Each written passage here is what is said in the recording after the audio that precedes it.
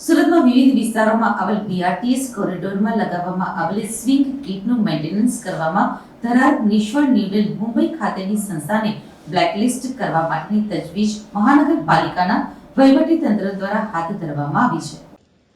આ સિવાય કસૂરવાર ઇજારદારની performance bank guarantee જપ્ત કરવાની સાથે સાથે બાકી રહેલ સ્વિંગ ગેટના મેન્ટેનન્સની કામગીરી પણ જવાબદાર સંસ્થાના ખર્ચે અન્ય ઇજારદાર પાસેથી કરાવવા માટેની દરખાસ્ત મ્યુનિસિપલ કમિશનર દ્વારા સ્થાયી સમિતિ સમક્ષ રજૂ કરવામાં આવી. સુરત મહાનગરપાલિકા દ્વારા શહેરીજનોને સુગમ અને સસ્તા દરે પરિવહનની સુવિધા મળી રહે તે માટે અલગ અલગ વિસ્તારોમાં બીઆરટીએસની સુવિધા શરૂ કરવામાં આવી હતી.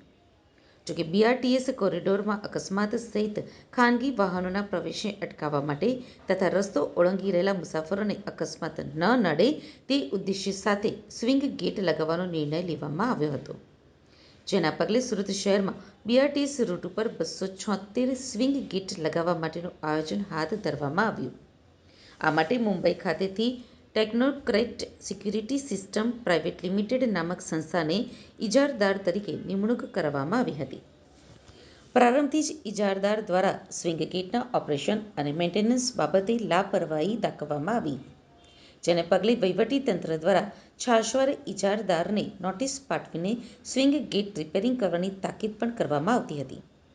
અલબત્ત 2020થી ઇજારદાર દ્વારા મહાનગરપાલિકાની નોટિસોને ઘોળીને પી ગયા હોય તેમ જણાઈ આવ્યું હતું અને ગત 2020માં ઇજારદારને પ્રી ટર્મિનેશન નોટિસ આપીને 1 મહિનામાં તમામ ડેમેજ સ્વિંગ ગેટ રિપેર કરવા માટે તાકીદ કરવામાં આવી હતી.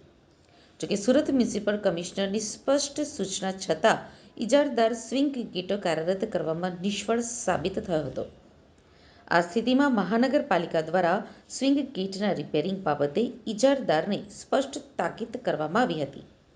તેમ છતાં ઇજારદાર સંસ્થા કામગીરી કરવામાં ધરાર નિષ્ફળ નીવડી હતી.